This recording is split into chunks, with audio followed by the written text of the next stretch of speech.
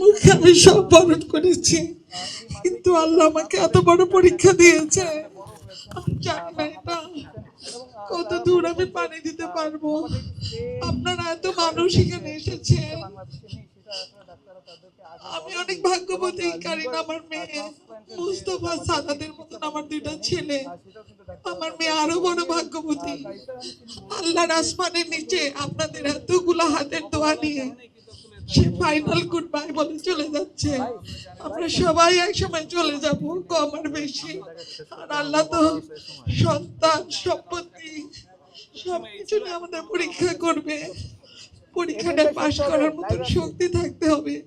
আপনাদের যাদের সন্তান আছে সবাই বাচ্চাদেরকে অনেক আদর করবেন, অনেক খেয়াল করবেন।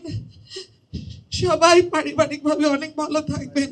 আর দুই হাত তুলে আমার মেয়েটার জন্য সব সময় দোয়া করবেন, দরুদ করবেন।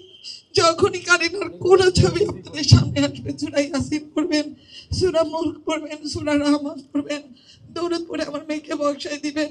আমরা কোনো মিডিয়া কভারেজ চাই না, আমরা চাই আল্লাহর আরশে আমার মেয়েটা যেন অনেক ভালো থাকে। আপনাদের এই ভালোবাসার জন্য আমি আপনাদের সকলের কাছে কৃতজ্ঞ, আমি আল্লাহর কাছে কৃতজ্ঞ। আমিন।